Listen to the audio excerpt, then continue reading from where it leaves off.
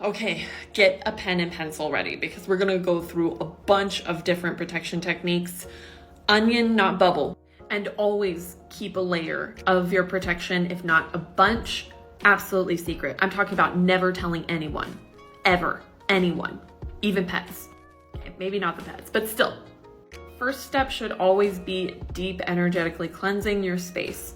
You are not going to want to paint a dirty canvas, so clean the canvas. I highly recommend before starting anything on your property, setting out an offering for the spirits of the land. It doesn't have to be complicated. It can be a glass of milk and honey, but something to offer the spirits of that land that you are on to help assist in your protections if they so choose. Option 1, you can grid your space. You can grid with crystals, you can grid with stones from the property. I like to use both. You can do this whether you live in an apartment or an actual house. If you're in an actual house, I personally like to grid around the house itself and then around the edges of the property, so the 4 corners.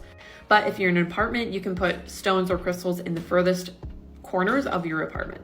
I prefer using a combination of selenite and black tourmaline because black tourmaline is really good for protection and selenite is really good for cleansing, so it's going to keep that black tourmaline cleansed from anything negative, and also adding smoky quartz.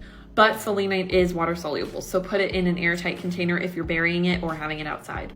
Optionally, you can take 4 stones from your property and create them into wards for the 4 corners of your property.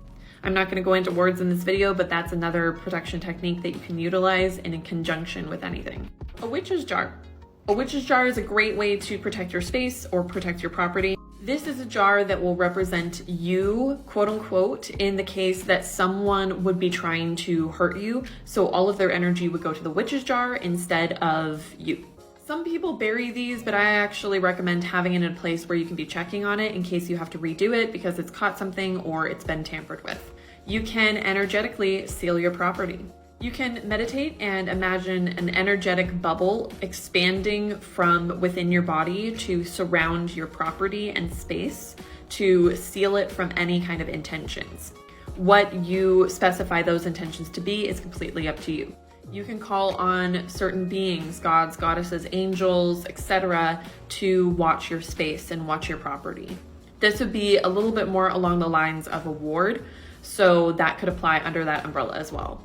You can put protection symbols, whether that's runes or some sort of magical symbol for protection, or even a custom sigil for protection on your walls, your windows, and your doors of your home. Obviously, this is not a comprehensive list. This is just a couple suggestions that you can use. But good luck and happy layering.